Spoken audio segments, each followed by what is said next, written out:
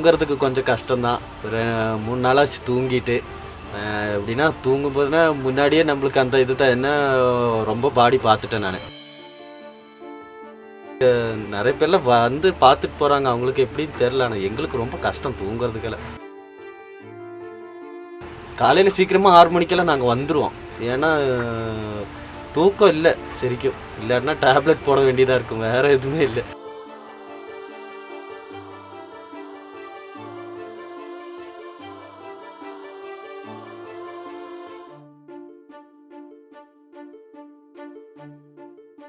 வணக்கம். கேரள மாநிலம் வயநாட்டில் நிலச்சரிவு ஏற்பட்டது. இதில் வந்து 2000க்கும் மேற்பட்ட பணியாளர்கள், மீட்பு படையினர் வந்து வேலை பார்த்துட்டு இருக்காங்க. இராணுவத்தினர், காவல்துறையினர், தீயணைப்புத்துறை என பல்வேறு துறையினர் வேலை பார்த்துட்டு இருக்காங்க. அதில் மாற்று கருத்து இல்லை.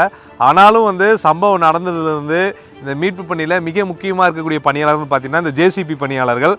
அவர்கள் வந்து அந்த வாகனத்தை ஓட்டி தான் அந்த வீரர்களுக்கு தேவையான அந்த உடல்களை தேடுவதற்கான உதவியில் வந்து அவங்க ஈடுபட்டு இருக்காங்க.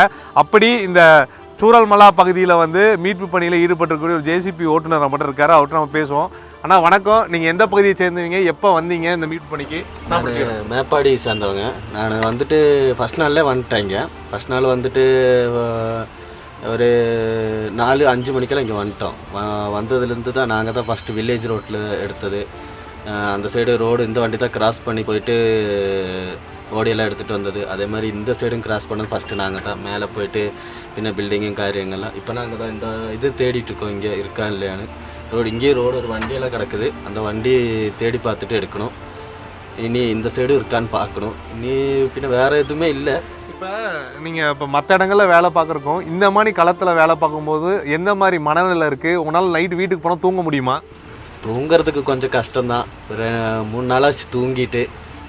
எப்படின்னா தூங்கும்போதுனா முன்னாடியே நம்மளுக்கு அந்த இது தான் என்ன ரொம்ப பாடி பார்த்துட்டேன் நான்.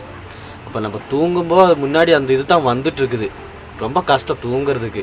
அதனால் சொல்கிறதுன்னா இங்கே நிறைய பேர்லாம் வந்து பார்த்துட்டு போகிறாங்க, அவங்களுக்கு எப்படின்னு தெரில. ஆனால் எங்களுக்கு ரொம்ப கஷ்டம் தூங்குறதுக்கெல்லாம்.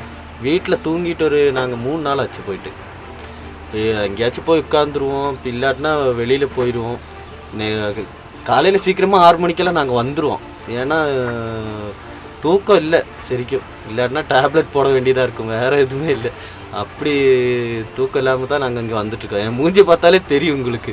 3 நாளாக தூங்கிட்டு 3 நாள் ஆச்சு. நாங்கள் அவ்வளோ ஒரு கஷ்டம், ரொம்ப ரிஸ்க்கு. நானும் இங்கெல்லாம் ரொம்ப ஒர்க் பண்ண தான்.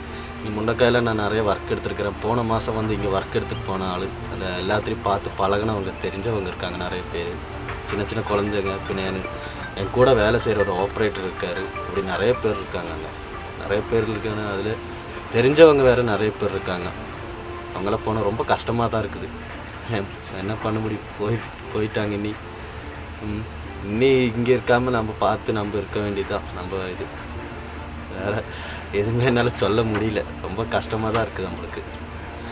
சரி, இப்போ இவர் சொன்ன நேரடியான கருத்தை கேட்டிருப்பீங்க. வலி நிறைந்த ஒரு பதிவை வந்து அவர் சொல்லியிருக்காரு. 3-4 நாளாக என்னால் தூங்க முடியல.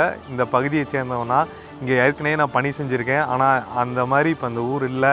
எத்தனையோ உடல்கள் இன்னும் வந்து என்னால் அதுலேருந்து மீள முடியல. இனிமேல் தூக்கத்துக்காக நான் மாத்திரை போடக்கூடிய ஒரு நிலைக்கு கூட நான் தள்ளப்படுவேங்கிற மாதிரி ஒரு அச்சத்தில் இருக்கார். ஆனாலும் இவர் களத்தில் வந்து இன்றைக்கி 5வது நாளை தாண்டி அவர் வந்து வேலை பார்த்துட்ருக்காரு. இந்த மாதிரி தான் இந்த சூரல்மலையில் வந்து தொடர்ச்சியாக வந்து பாதிக்கப்பட்டவர்களுக்கு உறுதுணையாகவும் அவர்களுடைய குடும்பத்தினரை மீட்பதற்கான பணிகளில் வந்து இங்கே ஈடுபட்டுருக்காங்க. சூரல்மலையிலிருந்து ஒளிப்பதிவாளர் காலினுடன் செய்தியாளர் கார்த்திக். செய்திகளை உடனுக்குடன் தெரிந்து கொள்ள உடனே சப்ஸ்கிரைப் பண்ணுங்க.